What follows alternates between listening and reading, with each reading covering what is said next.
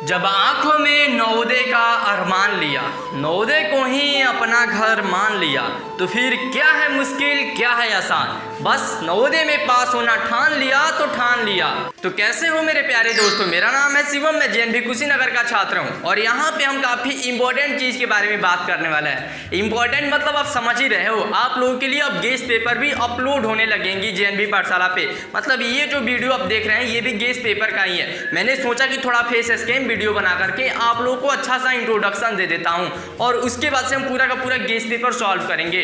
अब देखो, कुछ बच्चों को ये डाउट आएगा कि ये जो गेस्ट पेपर है क्या सिर्फ हिंदी मीडियम वाले बच्चों के लिए? नो, मैं कभी भी इंग्लिश मीडियम वाले बच्चों को इग्नोर नहीं कर सकता हूँ। ये जो हमारा गेस्ट पेपर है इंग्लिश मीडियम वाले बच्चों के लिए भी, हिंदी मीडियम वाले बच्चों के लिए भी है। लेकिन यहाँ पे एक चीज़ है, आप समझो पहले, जो हमारा रीजनिंग होगा, तो रीजनिंग तो अब देखो हिंदी में हो या इंग्लिश में हो, डजंट मैटर। तो हमारा जो पूरा का पूरा रीजनिंग होगा वो हिंदी में लिखा होगा, यानी उसका जो इंस्ट्रक्शंस होता है वो हिंदी में ही लिखा होगा। बाकी तो वैसे रीजनिंग का तो आपको फिगर से मतलब होता है। अब रहा बात मैथ के, जितने भी क्वेश्चन होंगे वो आपको हिंदी में भी मिलेंगे, इंग्लिश में भी मिलेंगे, क्योंकि पर्सनली भाई अपन ट्रांसलेट करके और आप लोगों के लिए अलग से PDF बना दिया है। और उसके साथ ही साथ जो हमारा गद्यांश होता है यानी अनसीन पैसेज लैंग्वेज, उसके बारे में मैं आपको बता दूं, एक जो हमारा गद्यांश रहेगा वो हिंदी से रहेगा, एक जो रहेगा वो हमारा इंग्लिश से रहेगा, और इस तरीके से सभी क्वेश्चंस को हम सॉल्व करेंगे। तो चलिए अब टाइम को न वेस्ट करते हुए क्वेश्चंस को सॉल्व करना शुरू करते हैं। काफी एकदम मजेदार तरीके से कोशिश करूंगा कि एकदम कम टाइम में ज्यादा चीजें आपको दे सकूं बिना बकवास किए हुए। तो चलिए वीडियो को शुरू करते हैं। तो मेरे प्यारे दोस्तों, आप सभी के लिए एक छोटा सा इन्फॉर्मेशन है, इसको आप ध्यान से सुन लो। अगर आप नवोदय विद्यालय क्लासेस के लिए प्रिपरेशन कर रहे हो, अगर आपको हिंदी मीडियम से नवोदय विद्यालय का प्रैक्टिस सेट चाहिए तो आप JNV पाठशाला का प्रैक्टिस सेट परचेस कर सकते हो। उस दिए गए कॉन्टैक्ट नंबर पे कॉल करो और आपको प्रैक्टिस सेट में 30 प्रैक्टिस सेट मिलेगा, यानी मॉडल पेपर मिलेगा, और साथ ही साथ आपको 7 प्रीवियस ईयर मिलेगा और एक कोई मार्क शीट मिलेगा, और वो भी सिर्फ 69 रुपीज़ में। इस दिए गए कॉन्टैक्ट नंबर पे कॉल करो और सभी चीज़ें पता करो। सो मेरे प्यारे दोस्तों, यहाँ पे देख सकते हो हम अपने प्रैक्टिस सेट को सॉल्व करना शुरू करेंगे, आई मीन गेस्ट पेपर को सॉल्व करना शुरू करेंगे। यहाँ पे आप ये देख रहे हो, ये JNV पाठशाला का प्रैक्टिस सेट है, आप इसको चाहो तो परचेस कर सकते हो, कोई मैं फोर्स नहीं कर रहा हूँ। अब यहाँ पे देखो, सबसे पहले जो हमारा क्वेश्चन है, मैंने आपको ऑलरेडी बताया था कि ये सभी चीज़ आपको हिंदी में लिखा हुआ मिलेगा, बट आप चिंता ना करो, मैथ के जो क्वेश्चन होंगे वो हिंदी इंग्लिश दोनों में होंगे। अब यहाँ पे देखो, अगर कोई बच्चा ऐसा है कि जो डायरेक्ट मैथ का क्वेश्चन देखना चाहता है, कोई बात नहीं, डिस्क्रिप्शन में मैंने टाइमर लगा दिया, आप वहाँ पे जैसे ही क्लिक करोगे डायरेक्ट आप मैथ के क्वेश्चंस पे चले जाओगे जहाँ से मैथ का क्वेश्चन शुरू हुआ है। या अगर आप लैंग्वेज का देखना चाहते हो यानी अनसीन पैसेज या गद्यांश का, तो वहाँ से भी जा सकते हो। तो यहाँ पे देख सकता हूँ कि बोल रहा है कि एक आकृति जो भिन्न है वही आपको बताना है, यानी 3 आकृतियाँ किसी एक विधि से समान है, बाकी एक आकृति जो भिन्न है आपको बताना है, यानी भिन्न आकृति है ये। वैसे ये काफ़ी इजी होता है, मैं आपको एक एक क्वेश्चंस भी अगर बताऊं तो आपको भी थोड़ा बोरिंग हो जाएगा, इसलिए मैं आपको जल्दी जल्दी बताऊंगा। यहाँ पे देखो, ये फिगर देखो, बी देखो और डी देखो, ये तीनों एक तरीके से समान है, क्योंकि यहाँ पे क्या किया गया, ऐसे करके ऐसे ऐसे मतलब किसी एक ही तरीके से बनाया गया। बाकी ऑप्शन नंबर सी देखोगे तो ये अलग है, तो ये हमारा सही हो जाएगा। उसी तरीके से अगर सेकेंड क्वेश्चन में देखोगे तो ये तो तीनों लाइन से ही एक समान है, बाकी ऑप्शन नंबर डी हमारा अलग है, तो ये हमारा गलत हो जाएगा, बाकी ऑप्शन नंबर डी हमारा सही हो जाएगा। अब तीसरे क्वेश्चन में देखो तो ये भी और ऑप्शन नंबर सी और डी ये बिल्कुल एक समान है, ऑप्शन नंबर बी हमारा सही हो जाएगा। अब यहाँ पे थोड़ा सा आपको शायद कंफ्यूजन हो सकता है। यहाँ पे देखो, एक जो फिगर दिया हुआ है ये हमारा इस तरीके से दिया हुआ, बाकी जो हमारा फिगर दिया हुआ है इस तरीके से दिया हुआ है, बाकी इसी का डायरेक्शन इधर उधर चेंज किया गया। आप देख सकते हो कि ऐसे करके ऐसे दिया है, 3 करके फिर ऐसे बना दिया है ऐसे, तो इस तरीके से ऑप्शन नंबर ये हमारा सही हो जाएगा। बाकी ये 3 तो गलत ही है, क्योंकि ये तीनों एक समान है, तो ये हमारा नहीं होगा यहाँ पे आंसर। तो मेरे प्यारे दोस्तों, नेक्स्ट क्वेश्चन है, इसमें हमको बताना है सेम आकृति यानी समरूप आकृति, समान आकृति बताना है। तो ये देखो, ये जो हमारा 5th क्वेश्चन, इसका सेम आकृति इसमें से ढूंढो कौन सा होगा। वो ऑप्शन नंबर सी और डी थोड़ा थोड़ा सिमिलर मिल रहा है, लेकिन ऑप्शन नंबर डी हमारा सही होगा, क्योंकि यहाँ पे देखो ऑप्शन नंबर जो सी है ये थोड़ा सा छोटा दिखाई दे रहा है ऑप्शन नंबर डी के कंपेरिजन में, ये एकदम करेक्ट नहीं दिखाई दे रहा है। क्योंकि आप देखोगे कि ये जो गोला बना करके, इस गोले में जो गोला होना चाहिए वो हाफ हाफ होना चाहिए, जबकि इसमें थोड़ा सा गलती दिया है। इस बातों का भी आपको ध्यान रखना। वैसे आपको चिंता नहीं करना है, एग्जाम में जो क्वेश्चन पेपर आता है वो काफी बड़ा बड़ा क्वेश्चंस बनाता है, तो काफी अच्छे से आपको विजिबल होगा, तो वहाँ पे गलतियां नहीं होंगी। वैसे अब देखो, ये नेक्स्ट क्वेश्चन है, इसके जैसा हमको सिमिलर आकृति बताना है। तो इसमें आप देखोगे कि ये नहीं, और ये हमारा ऑप्शन नंबर सी सही होगा, बाकी ये सभी ऑप्शंस गलत होंगे। बाकी ऑप्शन नंबर 7 में ये तो खैर हमारा इजी पार्ट है, तो इसको तो काफ़ी आसानी से आप बना सकते हो, ऑप्शन नंबर ए हमारा। और क्वेश्चन नंबर 8 में आप देखो तो ए नहीं होगा, बी भी नहीं होगा, सी हमारा सी भी नहीं होगा, डी हमारा हो जाएगा करेक्ट आंसर, बाकी ये सभी गलत हो जाएगा। सो अब हम बात करते हैं नेक्स्ट क्वेश्चन के बारे में। इसमें हमसे पूछ रहा है पैटर्न वाले क्वेश्चंस बताने हैं। यहाँ पे देखो काफ़ी इजी है, आपको एक को पकड़ लेना है, किसी एक को उसी के जैसा बनाने की कोशिश करना है। ये सामने वाला देख लो और इसी के जैसा यहाँ पे बनाओ कि कैसा होगा, तो यहाँ पे भी आ जाएगा, तो पूरा आकृति हो जाएगा। तो या चाहो तो आप एक एक आकृति को यहाँ पे फील करके एक जैसा जैसे इमेजिन कर सकते हो कि यहाँ पे एक आकृति इसको रखा जा रहा है। लेकिन देखो ये ऑप्शन नंबर ए नहीं होगा, क्योंकि ऑप्शन नंबर एक निचले पार्ट पे बन रहा है, जबकि हमको कोई ऐसा आकृति चाहिए जो यहाँ पे बन सके, तो इसलिए ऑप्शन नंबर ए हमारा गलत हो गया। अब हम बात करते हैं ऑप्शन नंबर बी के बारे में। तो ऑप्शन नंबर बी यहाँ पे ऐसे हम बड़े तो ये हाँ ऑप्शन नंबर बी हमारा फिट बैठेगा, क्योंकि आप चेक कर सकते हो यहाँ पे सभी चीज़ें सही है। ऑप्शन नंबर सी हमारा गलत है, क्योंकि यहाँ पे ये जो ब्लैक पार्ट है ये थोड़ा बड़ा कर दिया। अगर ब्लैक पार्ट सही रहता तो ऑप्शन नंबर सी भी मतलब सही हो जाता, बट है नहीं और देगा भी नहीं। ऑप्शन नंबर डी तो ऐसे ही गलत है, क्योंकि इसमें भी नीचे वाले पार्ट पे बनाया है।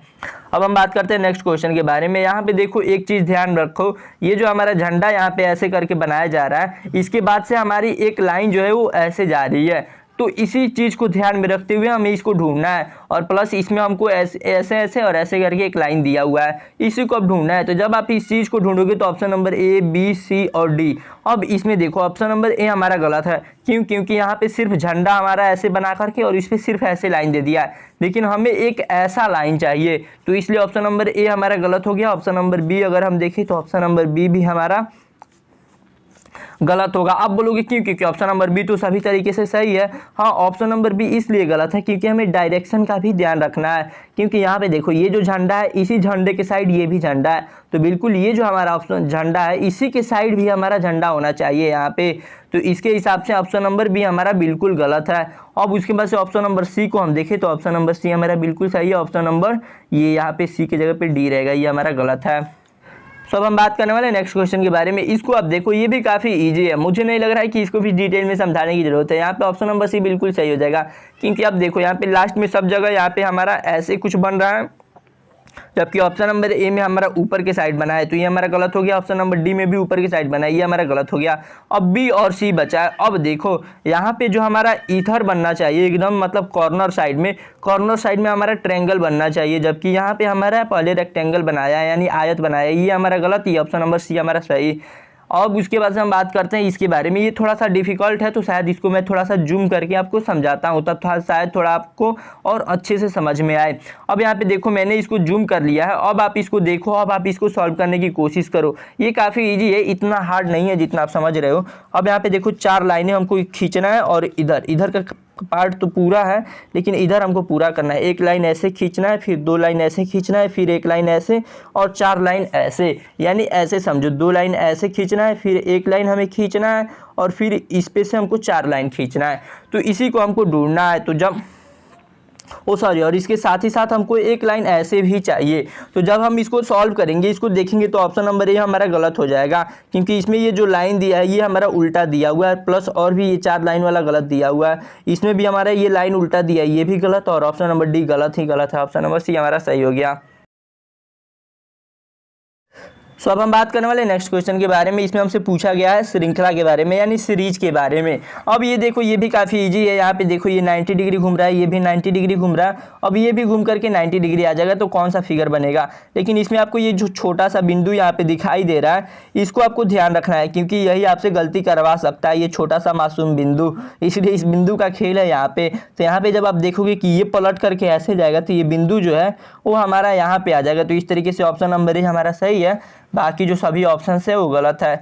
अब हम बात करते हैं इसके नेक्स्ट क्वेश्चन के बारे में। तो ये तो काफ़ी इजी है, यहाँ पे ये सर्किल हो जा रहा है, फिर यहाँ पे, तो यहाँ पे भी नेक्स्ट पार्ट में ऐसे हो जाएगा। तो इस तरीके से सेम हमको ढूंढना है, जो इस तरीके से ऑप्शन नंबर सी है हमारा हो गया सही।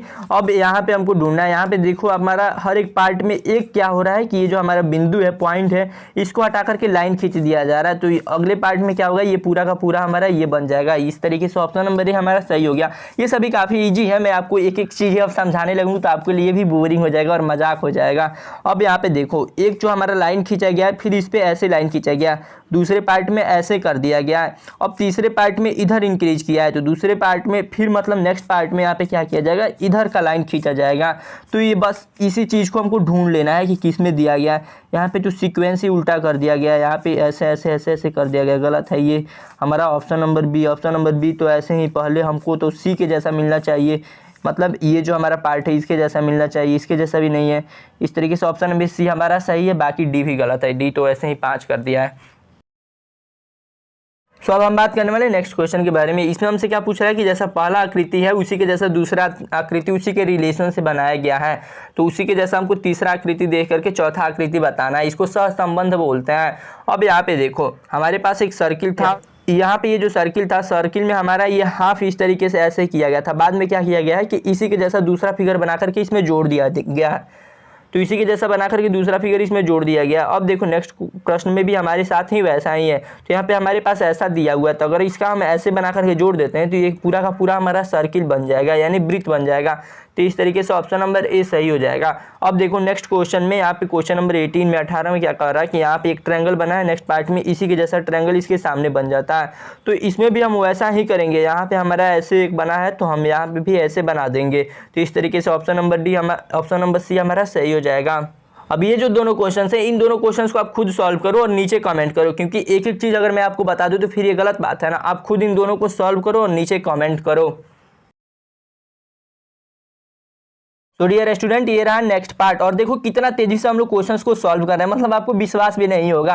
अभी 10 मिनट के आसपास भी नहीं हुआ और हमने मतलब 20 क्वेश्चंस को सॉल्व कर दिया।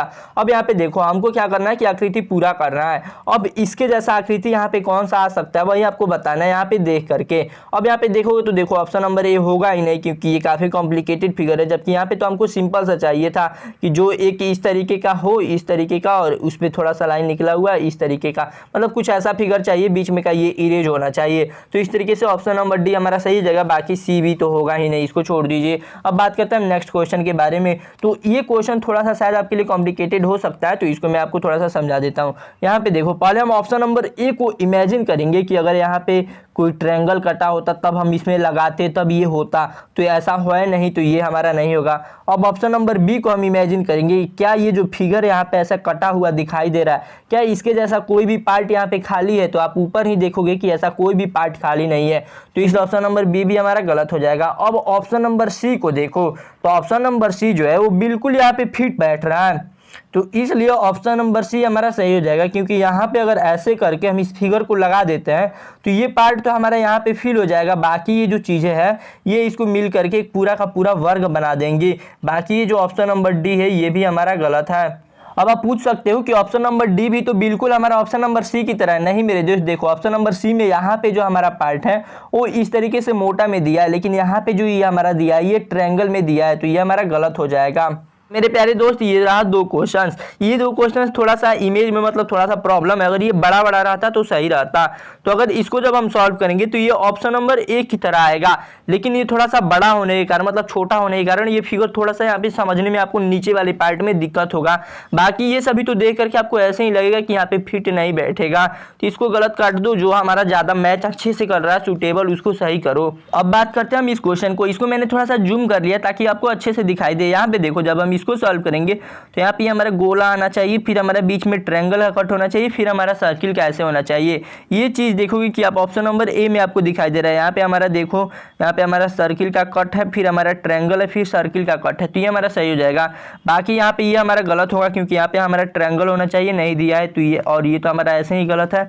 और जबकि यहाँ पे देखोगे कि सिर्फ ट्रायंगल का ही कट दे दिया है। बाकी तो आप समझदार हो ही। ऑप्शन नंबर ए जो हमारा था ये सही था। अब हम बात करेंगे नेक्स्ट पार्ट के बारे में। तो जो नेक्स्ट पार्ट है आप देख सकते हो यहाँ पे, ये हमारा दर्पण प्रतिबिंब है। दर्पण प्रतिबिंब सॉल्व करते समय एक बात का ध्यान रखना कि ये जो हमारा दर्पण दिया है ये कहाँ पे दिया है। अगर इस साइड दिया हो यानी ये फिगर जो हमारा है ये पलट करके ऐसे आएगा, पर दिया है यानी ये फिगर एकदम उल्टा पलट करके ऐसे होगा, यानी इसको ऐसे पलटा जा रहा है। आप इसको थोड़ा सा समझो, ऐसे घुमा करके इसको पूरा का पूरा पलटा जा रहा है, तो इस तरीके से आपको बताना है। अब यहाँ पे ये रहा 4 क्वेश्चन। अब देखो फर्स्ट को जब हम सॉल्व करेंगे तो ये काफ़ी ईजी है। यहाँ पे देखो, यहाँ पे हर एक में हमारे पास दो मतलब चीज़ें दिया हुआ है। एक में तो हमारा लाइन ऐसे ऐसे खींचा गया है, दूसरे में ऐसे ऐसे ऐसे ऐसे करके किया गया है। इसके हिसाब से जब हम देखेंगे तो आप खुद ही देखो, ऑप्शन नंबर ए में सिर्फ हमारा एक ही लाइन वाला पार्ट दिया है, दूसरे वाले में ऑप्शन नंबर सी में भी वैसे ही, ऑप्शन नंबर डी में भी ऐसे ही। सिर्फ ऑप्शन नंबर बी एक ऐसा है जो इस फिगर की तरह मिल रहा है, मतलब और उल्टा भी किया गया है। तो ये तो काफ़ी ईजी था, इसमें तो आप बड़े ही आसानी से बता देते। बाकी अब हम बात करते हैं नेक्स्ट क्वेश्चन के बारे में। तो इसमें देखो देखो जब हम इसको चेंज करेंगे तो ये वाला जो हमारा फिगर है ये बदल करके इसके जस्ट बगल में आ जाएगा, तो ऑप्शन नंबर ये हमारा सी हो जाएगा। अब हम बात करेंगे इसके बारे में भी बात करेंगे, ये थोड़ा सा हम डिटेल में जूम करके बात करेंगे। यहाँ पे देखो यूनिटी को पलटेंगे तो हमारे पास कैसा फिगर आएगा। पहले तो देखो आपको एक एक फिगर बनाने आना चाहिए। पहले तो आपको y का ऐसे पता होना चाहिए कि हम y को ऐसे बनाएंगे तो ऐसे हो जाएगा, t को बनाएंगे तो t हमारा ऐसे हो जाएगा, i वैसे ही रहेगा, n को जब हम बनाएंगे तो n जो हमारा है ये हमारा n को बनाएंगे तो n जो है ये हमारा उल्टा हो जाएगा और u जो है हमारा u का u ही रह जाएगा। तो इस तरीके से जब आप बनाओगे तब आपको पता चल जाएगा कि कौन सा हमारा होगा। तो इस तरीके से आप देख सकते हो ऑप्शन नंबर जो हमारा होगा ऑप्शन नंबर सी हमारा बिल्कुल सही होगा। और वैसे भी इसका तरीका मैं आपको बता दूं, अगर आपको क्वेश्चन पेपर मिलेगा तो जब आप क्वेश्चन पेपर को थोड़ा सा उठा करके ऊपर करके हवा में और इसके सिर्फ ऑप्शंस को देखोगे कि कौन सा यूनिटी के जैसा लिखा हुआ दिखाई दे रहा है तो ये आपको ऑप्शंस में ही दिखाई दे देगा कि ऑप्शन नंबर सी यूनिटी लिखा गया है। तो ये काफ़ी ईजी होता है। इसका शॉर्टकट ट्रिक तो मैंने आपको ऑलरेडी किसी एक रीजनिंग वाले वीडियो में बताया था। अब हम बात कर लेते हैं एक बचे हुए क्वेश्चन के बारे में और ये काफ़ी इंपॉर्टेंट है। यहाँ पे देखो ये भले ही देखने में आपको डरावना लग रहा है लेकिन है नहीं, बस ये जो चीज़ है ये बदल करके यहाँ पे आ जाएंगी, ये यहाँ पे आ जाएंगी, ये जो हमारा यहाँ पे आ जाएगा, ये जो है हमारा यहाँ पे आ जाएगा। इसके अलावा और कुछ भी नहीं बदलने वाला है। तो इस तरीके से ऑप्शन नंबर ए जो देखोगे तो ये हमारा गलत है क्योंकि इसको ये ऊपर डायरेक्ट भेज दिया, तो ऑप्शन नंबर ए हमारा गलत हो जाएगा। ऑप्शन नंबर बी को देखो तो ऑप्शन नंबर बी में तो फिगर ही चेंज कर दिया, इसको भी छोड़ो गलत। और ऑप्शन नंबर सी को जब देखा जाए तो ये हमारा चेंज हो गया, ये भी चेंज हो गया, ये भी। ऑप्शन नंबर सी हमारा सही है और ऑप्शन नंबर डी तो हमारा ये गलत हो जाएगा। बात करते हैं नेक्स्ट क्वेश्चन के बारे में। यहाँ पे देखो ये देखो जो पेपर फोल्ड किया गया है इसको 4 बार किया गया, तो यहाँ पे जो भी आकृति ये जो कट किया जा रहा है एक बार तो खोलने पे तो ये जो हमारा स्टार ऐसे बन रहा है, ये फिर से एक बार ऐसे स्टार तो बनेगा ही, लेकिन ये 2 बार और भी रिपीट करेगा क्योंकि ये 4 बार पेपर फोल्ड किया गया है। तो इस तरीके से ये ऑप्शन नंबर डी हमारा होगा क्योंकि अब पेपर देखो ऐसे मोड़ा गया है और यहाँ से भी कट किया गया है, तो इस तरीके से ऑप्शन नंबर सी हमारा सही होगा। बात करते हैं इस क्वेश्चन के बारे में। ये देखो क्वेश्चन नंबर जो 30 है ये भी काफ़ी ईजी है। यहाँ पे ये जो हमारा 2 पॉइंट कट किया गया है इसको जब हम पहले नीचे वाला पार्ट है यहाँ पे जो हमारा ट्रायंगल है इसको खोलेंगे तो यहाँ पे भी 2 पार्ट हो जाएगा, यानी सिर्फ नीचे के हिस्से में हमारे एरिया में ही हमारे पास 4 सर्किल हो जाएंगे और ऊपर जब हम फिर से खोलेंगे तो फिर हमारे पास 4 सर्किल। तो इस तरीके से ऑप्शन नंबर सी यहाँ पे भी हमारा सही है। अब हम बात करते हैं इस क्वेश्चन के बारे में 32 के बारे में। यहाँ पे क्वेश्चन नंबर 32 देखो यहाँ पे जो है ये हमारे 2 ट्रायंगल कट किया गया है यानी और इसको कलर कर दिया गया। अब उसके बाद से देखो ये कट हुआ फिर यहाँ पे, लेकिन अब ये जो खोला जाएगा तो यहाँ पे भी इसके 2 आ जाएंगे और उसके बाद से फिर 2 यहाँ पे भी 2 यहाँ पे भी।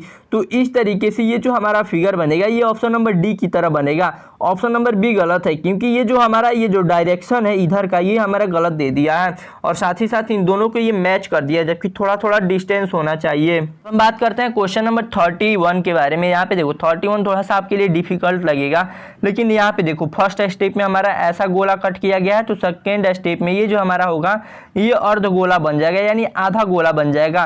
तो इस तरीके से करके जब चारों बार में इसको खोला जाएगा तो ये हमारा पूरा का पूरा एक गोला बन जाएगा और यहाँ पे ये जो हमारा कट किया गया है इस तरीके से कट किया गया है। तो जब दूसरी बार ये खोला जाएगा तो ये हमारा ऐसा हो जाएगा, फिर तीसरी बार जब खोला जाएगा तो ये पूरा का पूरा हमारा इस तरीके से बन जाएगा और ये जो गोला है इसे लगा हुआ रहेगा। तो इस तरीके से 4 यहाँ पे ये भी बन जाएंगे और ये हमारा एक गोला हो जाएगा, यानी यहाँ पे भी ऑप्शन नंबर सी ही हमारा सही होगा। अगर आपको इसको सॉल्व करने में परेशानी हो रहा है तो आप चिंता ना करो, आप 2 एडमिट कार्ड ले जाना, अपना एक एडमिट कार्ड जो होगा वो कागज कटिंग में यूज कर सकते हो, मतलब उसको आप फाड़ करके यूज कर सकते हो। ये तरीका आपको कोई नहीं बताएगा यूट्यूब पे, वैसे मैं बता दिया हूँ ऑलरेडी भी आपको ये चीज़ें सभी चीज़ें मैंने बताया हुआ है अपने कई वीडियोज़ में। हम बात करते हैं क्वेश्चन नंबर 33 के बारे में। अब देखो ये जो हमारा फिगर है ये जो हमारा मतलब पार्ट है इसमें हमको क्या करना है, आकृति निर्माण करना है यानी फिगर फॉर्मेशन करना है। अब यहाँ पे देखो ये 4 आकृति दिया गया और 4 आकृतियों में से इसमें हमसे ढूंढना है कि कौन सा आकृति बना है। अब यहाँ पे देखो पहला जो ये हमारा पार्ट है ये हमारा कितना आकृतियों से बना है, 7 आकृतियों से मिल करके, जबकि हमें सिर्फ 4 आकृतियाँ चाहिए, ये हमारा गलत हो गया। दूसरा पार्ट जो है ये भी हमारा 4, ये 4 8 आकृति से बना है, ये भी हमारा गलत। तीसरा जो है 1 2 3 4 5 ये भी 5 से बना है, 5 से बना है, ये भी हमारा गलत। जबकि ऑप्शन नंबर डी हमारा सही है, 1 2 3 4 ये सिर्फ 4 आकृतियों से मिलकर के बना है, तो ऑप्शन नंबर डी हमारा सही है। मतलब इस तरीके से अगर आप इसको सॉल्व करने लगो तो ये काफ़ी कॉम्प्लिकेटेड हो जाएगा। अगर आप ढूंढने लगो कि ये फिगर किसमें है किसमें है किसमें है, तो इस तरीके से आप मत करना, थोड़ा सा मतलब एक्स्ट्रा ऑर्डिनरी दिमाग लगाओ यार। अब हम बात कर रहे हैं इस क्वेश्चन के बारे में। यहाँ पे देखो हमारे पास 3 फिगर दिया हुआ है, इनमें से हमको इसको बनाना है। अब देखो ये हो गया हमारा पहला फिगर, ये दूसरा हो गया, ये तीसरा और ये चौथा। इसमें 4 फिगर है, ये हमारा गलत हो गया option number A. Option number B में 1 2 3 सिर्फ 3 ही फिगर है, तो ये हमारा सही हो जाएगा। और बाकी यहाँ पे मतलब ऐसा नहीं है कि सही हो जाएगा, बाकी ये जो फिगर है इनमें भी 4 4 है, तो ये गलत हो जाएगा। और वैसे भी इसमें आप ये सभी फिगर ढूंढ सकते हो, ये जो हमारा ट्रायंगल है ये भी आपको यहाँ पे मिल जाएगा, और ये जो हमारा फिगर है ये भी यहाँ पे आपको मिल जाएगा, और ये भी मिल जाएगा। तो इस तरीके से, इसलिए मैंने डायरेक्ट बोला है कि ऑप्शन नंबर बी हमारा सही है। बाकी ये जो दोनों क्वेश्चंस है इनको आप खुद ढूंढ करके बताओगे, नीचे कमेंट करोगे कि क्वेश्चन नंबर 35 का आंसर ये होगा, क्वेश्चन नंबर 36 का आंसर ये होगा।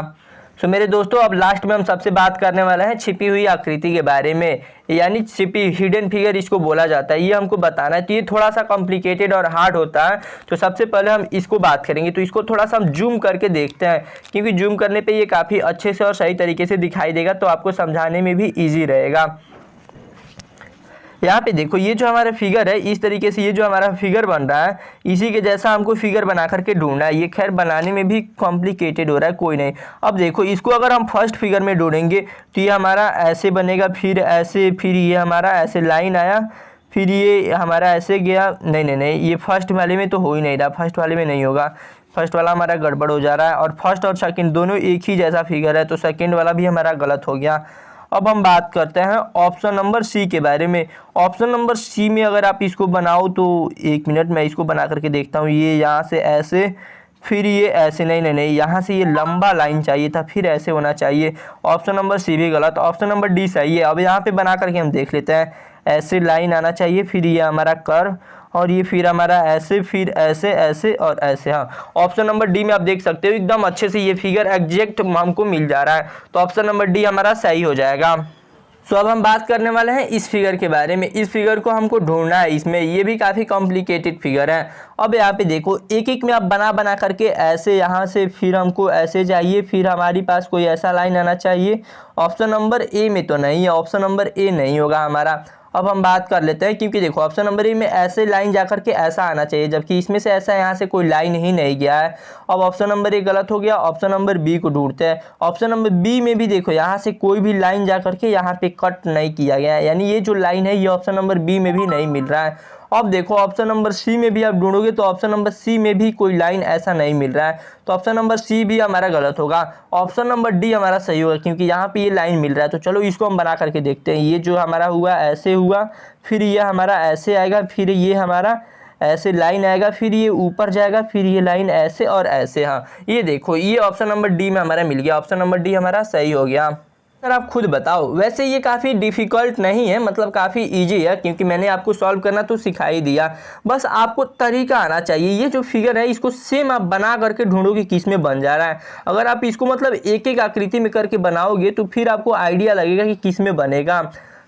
तो इस तरीके से अगर हम यहाँ पे ये फिर हमारा बना, फिर ये पार्ट हमारा बना, यहाँ पे वो देखो, ये तो काफ़ी इजी था, ऑप्शन नंबर सी में था। मतलब वैसे आप ऑप्शन नंबर ए को भी ऐसे करके चेक कर सकते हो कि यहाँ पे ये हमारा बन रहा है और फिर ये वाला लाइन आया, लेकिन यहाँ से ये लाइन, फिर ये जो ऊपर जा कर के यहाँ का जो लाइन है ये मिसिंग है, तो इसलिए ऑप्शन नंबर सी यहाँ का अगर लाइन रहता तो ये भी हो जाता, ऑप्शन नंबर ए भी, लेकिन ये सभी गलत है। ये रहा लास्ट क्वेश्चन, और लास्ट क्वेश्चन का आंसर आप खुद बताओगे, मैं इसका आंसर नहीं बताऊंगा, लेकिन इसका आंसर तो दिखाई ही दे रहा है ऐसे ही। ये जो फिगर है ये ऑप्शन नंबर बी में, तो अब ये तो दिखाई दे रहा है, तो खैर ये आसान है।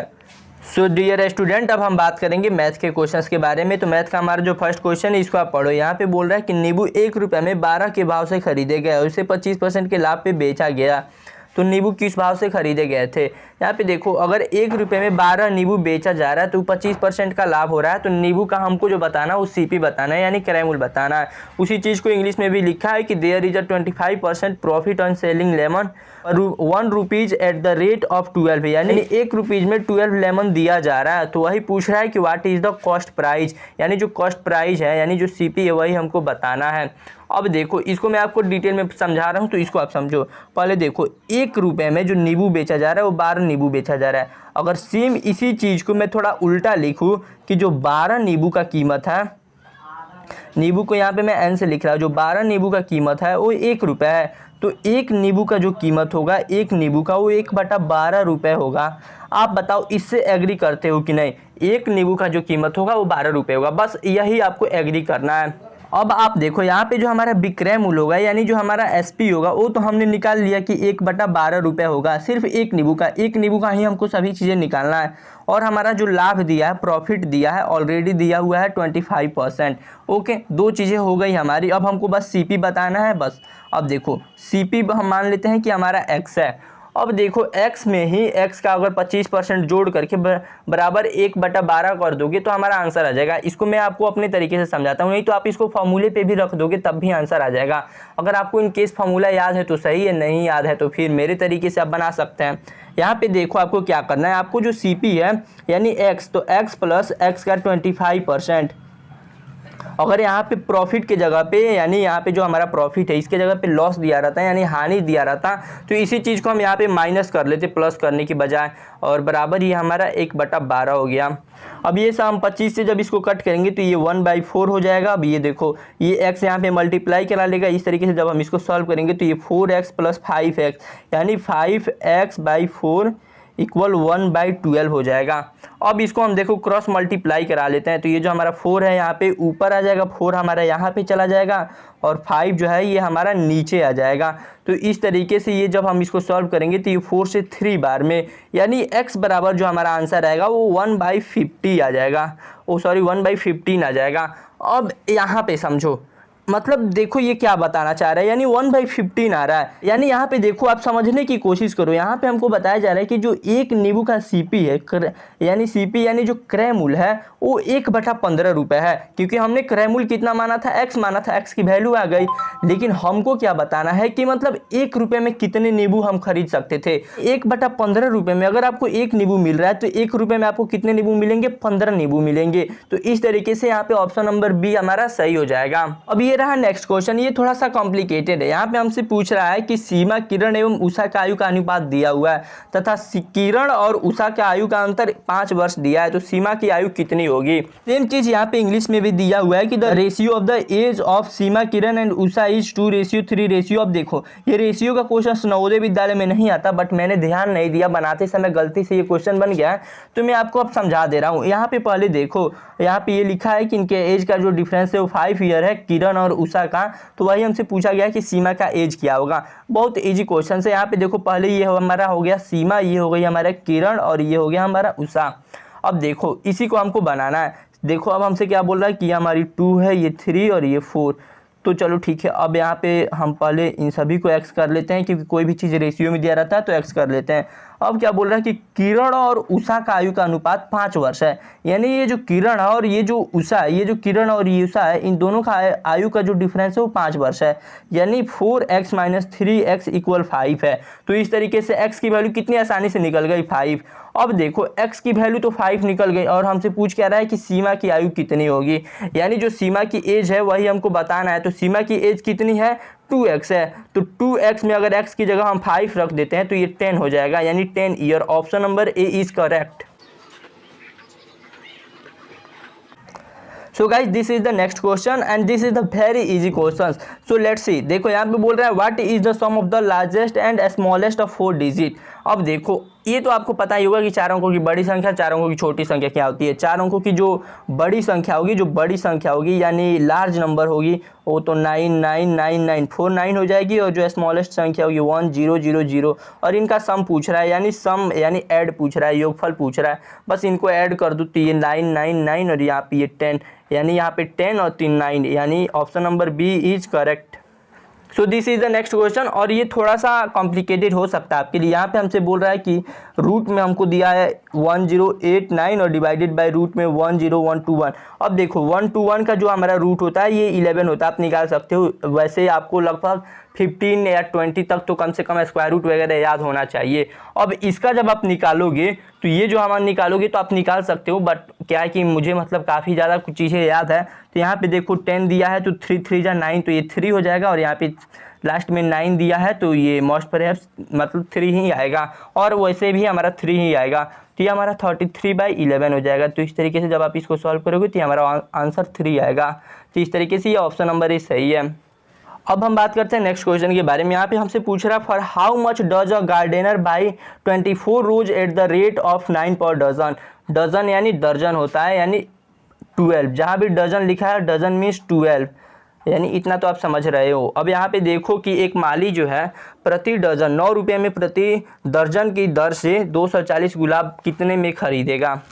अब देखो 12 जो गुलाब है वो पहले से 9 रुपये में खरीद रहा है और उसको 240 गुलाब का प्राइस बताना है। तो एक जो गुलाब यानी रोज का प्राइस होगा वो 9/12 हो जाएगा। तो इस तरीके से जब 240 का वो बताएगा तो 9/12 इंटू 240। अब इसको जब हम कट करेंगे तो ये हमारा 2 बार में यानी 20 बार में, और इस तरीके से ये 180 आ जाएगा। हमारा ऑप्शन नंबर डी करेक्ट है।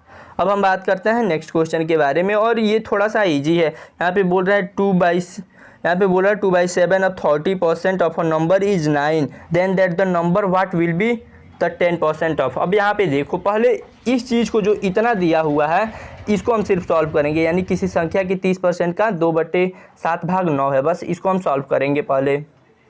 तो देखो मेरे प्यारे दोस्तों, सबसे पहले हम इसका इक्वेशन बोल रहे हैं, जो यहाँ तक ये बोल रहा है बस इसको हम लिखेंगे। यहाँ पे ये क्या बोल रहा है कि कोई एक संख्या है, let the number be X, यानी वो संख्या हमारी एक्स हम मान लेते हैं। अब क्या बोल रहा है एक्स का 30%, ये हो गया हमारा 30%। अब इसका भी 2/7 यानी इसका ऑफ लिखा है, यानी ऑफ 2/7 ऑफ मतलब गुणा ही होता है, और इक्वल है हमारे 9 के। बस इसी को सॉल्व कर देना है। तो 0 से 0 हमारा कैंसिल हो गया, और ये 2 से हमारा 5 बार में, और मुझे नहीं लग रहा कि और कुछ कटने वाला है। सो ओके, अब देखो अब इसको हम नेक्स्ट यहाँ पे सॉल्व करते हैं ऊपर। तो इसका आप ध्यान रखना, जब हम इसको सॉल्व करेंगे तो ये नीचे हमारा 35 हो जाएगा, और ऊपर 3x/35 इक्वल यहाँ पे ये हमारा 9 हो जाएगा। अब ये 9/1 करके इसको हम क्रॉस मल्टीप्लाई करा देंगे, तो ये 3 से हमारा ये 9 कट जाएगा, क्योंकि ये जो 3 आएगा ये हमारा नीचे आ जाएगा, और ये जो 35 है ये 3 से मल्टीप्लाई करा दिया जाएगा। तो इस तरीके से जब हम करेंगे तो x बराबर जो हमारा होगा ये 35 × 3 हो जाएगा। तो इस तरीके से ये 5 3 जा 5, और इस तरीके से 10 यानी 105 आ जाएगा। अब कुछ बच्चे 105 पे ट्रिक कर दिए होंगे, बट मेरे दोस्त दिस इज रॉन्ग। अभी तो खेल शुरू हुआ है यार, क्योंकि यहाँ पे आगे भी क्वेश्चंस दिया हुआ है और इसी को आपको बताना है। यहाँ पे इसका 10% आपको बताना है, और 105 का जब 10% आप निकालोगे ये 0 से 0 कैंसिल और 0 एक आकर के यहाँ पे दशमलव लगा देगा। तो ये ऑप्शन नंबर सी हमारा करेक्ट होगा। अब देखो ये रहा हमारा नेक्स्ट क्वेश्चन। अब इसकी हम बात करेंगे। यहाँ पे हमसे पूछ रहा है रीमा आशा से 4 वर्ष बड़ी है। पहले हमको लिखना पड़ेगा, यहाँ पे ये रीमा हो गया, ये हमारा आशा हो गया। देखो यहाँ पे हमसे क्या पूछ रहा है, यहाँ पे हमसे बोल रहा है कि जो रीमा है वो आशा से 4 वर्ष बड़ी है, यानी let suppose Asha is x, और रीमा जो है ये क्या हो जाएगी x + 4 हो जाएंगी। इंग्लिश में भी हम पढ़ लेते हैं इस क्वेश्चन को। Reema is 4 year older than Asha, यानी 4 वर्ष बड़ी है, सेम चीज़। And Asha is 2 years older than Kavita. अब देखो एक नया भी नाम आ गया कविता, और यहाँ पे फिर से बोल रहा है कि आशा कविता से 2 वर्ष बड़ी है। अब देखो अब बोला जा रहा है कि ये जो आशा है ये कविता से बड़ी है, यानी ये आशा भी बड़ी है कविता से। अब ये देखो कविता भी लिख दिया मैंने। अब देखो अब ये आशा भी बड़ी है कविता से, तो अब ये कविता को तो हम x नहीं मान सकते क्योंकि हमने ऑलरेडी आशा को मान चुका है, बट कोई नहीं, हम ये तो कर सकते हैं ना, कविता को जो 2 वर्ष छोटा कर सकते हैं ना। अगर हम कविता को x - 2 कर देते हैं तो ये आशा इससे 2 वर्ष बड़ी हो गई, क्योंकि देखो ये x से 2 वर्ष अगर छोटी हो गई तो ये बड़ी हो जाएगी, बात सेम हुआ। अब हमसे यहाँ पे नेक्स्ट में बोल रहा है कि कविता की आयु 40 वर्ष है, ऑलरेडी दे दिया है, कविता एज इज 40 ईयर्स। अब x की जो वैल्यू है, अब यहाँ पे देखो x की जो वैल्यू है वो कितनी आसानी से हम निकाल सकते हैं। यहाँ पे हमारी जो कविता है x - 2, इसकी जो वैल्यू दिया है ये 40 दे दिया है, तो यहाँ से x की जो वैल्यू होगी वो 42 हो जाएगी। और हमसे पूछा क्या जा रहा है कि रीमा की आयु क्या होगी, यानी what will be the Reema age. तो इस तरीके से x की वैल्यू जब निकल गई तो रीमा की एज यहाँ पे अगर 42 भर देते हैं तो 46 हो जाएगा, यानी ऑप्शन नंबर सी। अब हम बात करते हैं नेक्स्ट क्वेश्चन के बारे में। यहाँ पे भी देखो काफ़ी इजी क्वेश्चन है, बस आपको ट्रेन की जो चाल होगी या स्पीड होगी उसको कन्वर्ट करना आना चाहिए किमी पर हावर में, यानी किलोमीटर प्रति घंटा में। यहाँ पे हमसे बोल रहा है कि 100 मीटर लंबी रेल एक किसी टेलीफोन के खंभे को 5 सेकंड में पार करती है, और यहाँ पे भी वही है, train 100 metre long cross a telephone pole in 5 second, then what will the speed in किमी पर हावर में। बस यही हमको बताना है। देखो कितना इजी है। पहले तो यहाँ पे हमको स्पीड निकाल लेना है। स्पीड बराबर क्या होता है, डिस्टेंस बाई टाइम। डिस्टेंस हमारा 100 मीटर हो गया और टाइम 5 सेकेंड हो गया। इस तरीके से ये जब कट करोगे तो ये हमारा 20 मीटर पर सेकेंड आ गया, 20 मीटर पर सेकेंड आ गया। ये तो हमारा स्पीड मीटर पर सेकेंड में आ गया, लेकिन हमको किलोमीटर प्रति घंटा में बताना है। बस अब इसको हम कन्वर्ट कर देते हैं। तो ये 20 को हम 18/5 से मल्टीप्लाई करा देंगे। अब ये हमने क्यों करा है, तो आप ऐसे भी कर सकते हो। इसको हम 3600 से और बटा 1000 से करा सकते हैं, क्योंकि ये देखो नीचे जो हमारा सेकेंड में था इसको हम घंटा में बदलने के लिए 3600 से डिवाइड करेंगे तो ये हमारा ऊपर चला जाएगा। और नीचे ये जो हमारा मीटर में था, मीटर को हम किलोमीटर में बदलने के लिए 1000 से डिवाइड करेंगे, तो सेम चीज़ है। इसको भी आप कट करोगे तो 18/5 ही आएगा। तो इस तरीके से ये हमारा 4 18 चौको 72, option number D is correct. अब हम बात करते हैं नेक्स्ट क्वेश्चन के बारे में। इसमें हमसे पूछ रहा है एक कमीज के लिए 1 मीटर और 75 सेंटीमीटर कपड़ा चाहिए। पहले तो एक समझ जाओ एक बात है, 1 मीटर में 100 सेंटीमीटर होता है, क्योंकि बस एक चीज़ यही आपको यहाँ पे इंपॉर्टेंट होगा, बाकी इसके अलावा और कुछ भी ज़रूरत नहीं है। तो बोल रहा है कि 8 कमीज बनवाने के लिए कितना कपड़ा लेना चाहिए। Shirt require 1 metre 75 centimetre of cloth. How much cloth would be required to make 8 shirt, यानी 8 शर्ट बनाने के लिए कितना चाहिए हमको कपड़ा। तो बस 1.75। अब इसको हमने सबको मीटर में बदल दिया, इसको डायरेक्ट लिख दिया। मैं आपको इसको समझा भी देता हूँ। अब देखो 1 मीटर और प्लस ये 75/100 सेंट, इसको जब 100 से डिवाइड कर दोगे तो ये भी मीटर में बदल जाएगा, और जब इसको सॉल्व करोगे तो ये दशमलव यहाँ पे आ जाएगा। सेम चीज़ यहाँ पे भी हो जाएंगी, क्योंकि मैंने आपको बताया कि अगर 75 में इससे डिवाइड कर दोगे तो ये मीटर में हो जाएगा। बस सेम चीज़ यही था लॉजिक। अब देखो इसको जब हम 8 से मल्टीप्लाई करा देंगे तो बस हमारा आंसर आ जाएगा। तो जब हम इसको 8 से मल्टीप्लाई करेंगे तो 8 पे 40 के 0 हासिल 4, ये 8 से 56 और 4 फिर 0 फिर 6 और 8 से 14, और ये 2 अंक के बाद डेसिमल हमारा दशमलव लग गया। तो इस तरीके से ये 14 मीटर हमारा डायरेक्ट आंसर आ गया। बात करते हैं नेक्स्ट क्वेश्चन के बारे में, और ये थोड़ा सा कॉम्प्लिकेटेड है। यहाँ पे आपको क्या करना है, 96 के जितने भी गुणनखंड है, जितने भी, सबका आपको योगफल बताना है। इसके गुणनखंड यानी जो फैक्टर्स होते हैं, यानी देखो 96 के जितने भी फैक्टर्स होते हैं, 1 भी होता है, 2 भी होता है, 3 भी होता है, मतलब इस तरीके से जितने भी होते हैं सब आपको बताना है।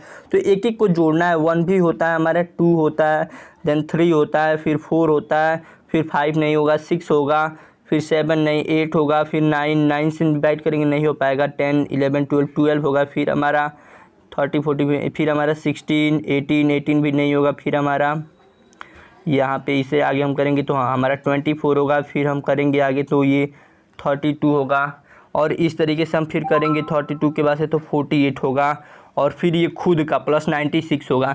इतने सारे होंगे, और इन सभी को आप जब ऐड करोगे तो मैं आपको डायरेक्ट ऐड कर देता हूँ। तो ये 6 को 8 से ऐड करो तो ये 14 14 2 16 16 4 20 20 6 26 26 2 28 28 8 36 36 6 42 4 46 46 और 3 हमारा 49 और 49 और 2 और 1 3 यानी 52, यानी 52 का 2 और हासिल 5, यानी देखो 52 आ गया, लास्ट में डायरेक्ट 2 आ गया। तो ऐसे ही ऑप्शन नंबर भी हमारा सही हो जाएगा, 252। ये शॉर्टकट तरीका है, नहीं तो आप चाहो तो सीधे डायरेक्ट जोड़ भी सकते हो। मैंने बिना जोड़े हुए आंसर बता दिया आपको। करते हैं नेक्स्ट क्वेश्चन के बारे में। तो देखो यहाँ पे बोल रहा है कि 2 संख्याओं का महत्तम और लघुत्तम समापवर्तक इतना दिया हुआ है, और उसमें से एक संख्या इतनी है, तो दूसरी संख्या क्या होगी। जो हाईएस्ट कॉमन फैक्टर यहाँ पे रहेगा, सॉरी गड़बड़ हो गया, of 2 number is 35 and there least common factor is 525 if one number is 175 then the other number is. अब इसका एक फार्मूला होता है, अगर फार्मूला आपको याद होगा तो आप बना सकते हो। यहाँ पे फार्मूला क्या होता है कि 1 नंबर इंटू 2 नंबर या अदर नंबर जो भी हो, और इक्वल हमारा LCM इंटू HCF होता है। बस यही फार्मूला आपको याद होना चाहिए। तो यहाँ पे देखो एक नंबर तो हमारा दिया है, दूसरा नंबर हमको पता करना है, तो बस इसको ले जा करके डिवाइड कर देंगे, यानी LCM गुणे HCF करा करके एक दूसरे नंबर से डिवाइड कर देंगे जो भी हमारा है, तो हमारा आंसर आ जाएगा। तो सेम चीज़ यहाँ पे भी हम करेंगे, तो ये हमारा 35 इंटू 525 और बराबर 175। अब देखो इसे जब हम कट करेंगे तो ये 5 बार में कट हो जाएगा, 5 बार में हो जाएगा ना, हाँ 5 बार हाँ हो जाएगा। अब उसके बाद जब इसको हम सॉल्व करेंगे तो ये 10 बार में और दूसरे 5 बार में, यानी 105। ऑप्शन नंबर डी हमारा सही है। अब हम बात करते हैं नेक्स्ट क्वेश्चन के बारे में, और ये थोड़ा सा शायद आपको कॉम्प्लिकेटेड लगे। यहाँ पे बोल रहा है 10% वार्षिक ब्याज की दर से किसी निश्चित समय के बाद एक निश्चित मूलधन और साधारण ब्याज का अनुपात इतना है। तो दिए गए तो निवेश किए गए धन की अवधि कितने वर्ष थी, यानी आपको टाइम बताना है। The ratio of certain principal and simple interest was ratio 3 after a certain period of time at the rate of 10% per annum. How many years was the tenor of the money invested. अब देखो ये काफ़ी easy है, मतलब इसको आप सिर्फ समझो जो हमारा दर दिया है, यानी जो हमारा रेट दिया हुआ है वो 10% दिया हुआ है, और हमारा साधारण ब्याज भी दिया हुआ है प्लस मूलधन भी दिया हुआ है, बस रेशियो के फॉर्म में दिया हुआ है, यही ना, कोई प्रॉब्लम नहीं, आसानी से हम बनाएंगे।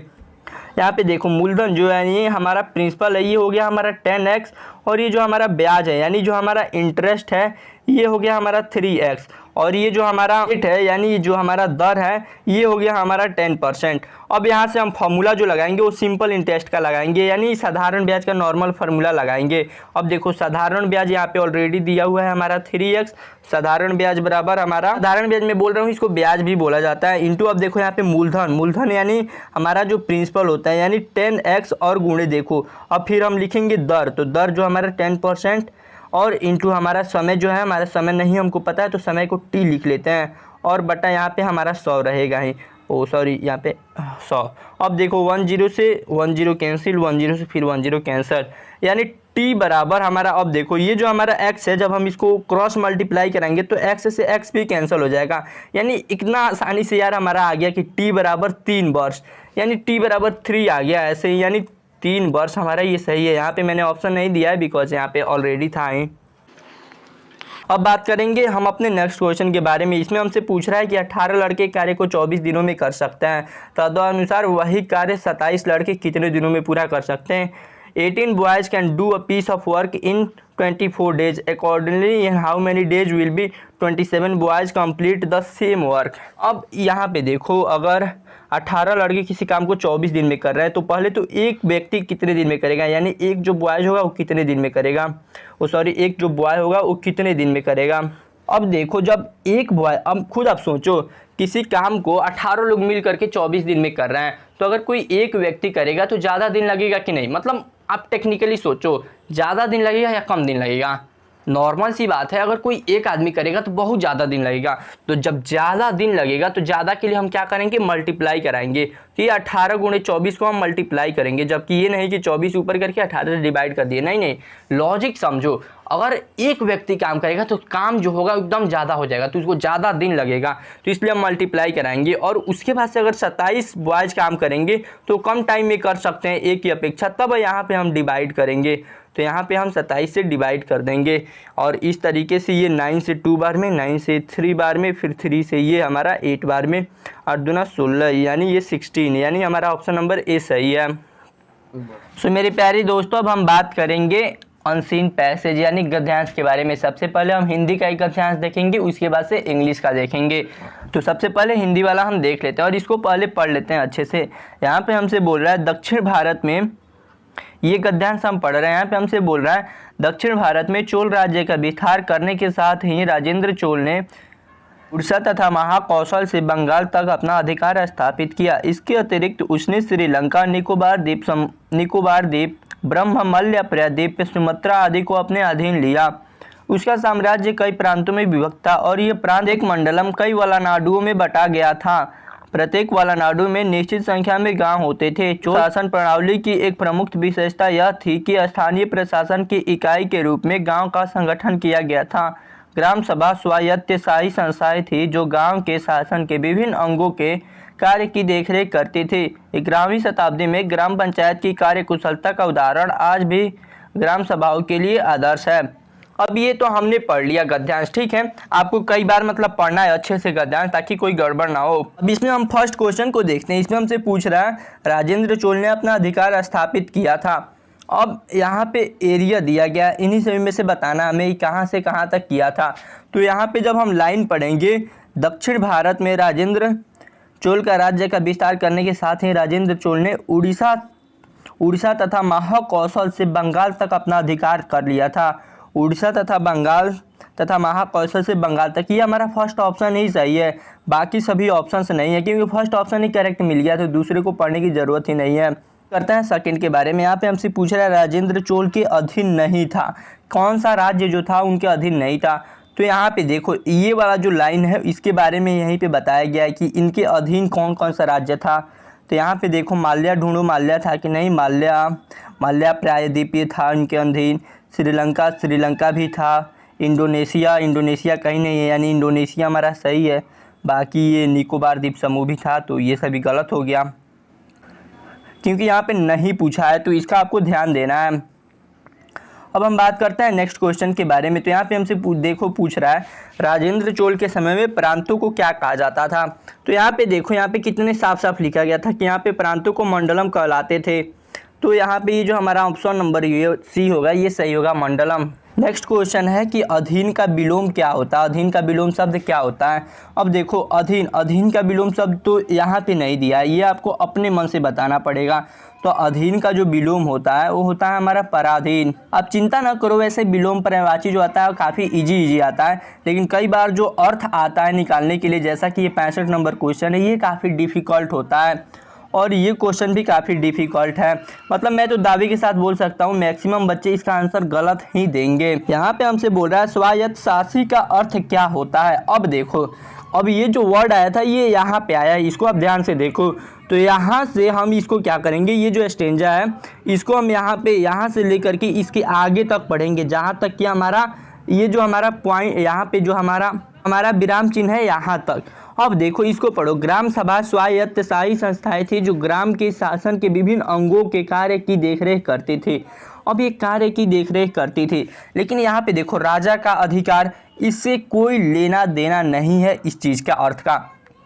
हमको एक एक चीज़ का अर्थ यहाँ पे तब निकालना पड़ेगा। दूसरा हमारा यहाँ पे है पराधीन। देखो पराधीन भी यहाँ पे पराधीन और इसका कोई लेना देना नहीं है। इस तरीके से दो ऑप्शंस गलत हो गए। अब आया अपने ही अधीन और दूसरा हुआ स्थानीय। अब देखो, अब कुछ बच्चे यहाँ पे स्थानीय भी लगा सकते हैं इसका आंसर, क्योंकि ये जो संस्था है ये बोल देंगे कि स्थानीय प्रशासन की इकाई के रूप में ग्राम संगठन किया गया था।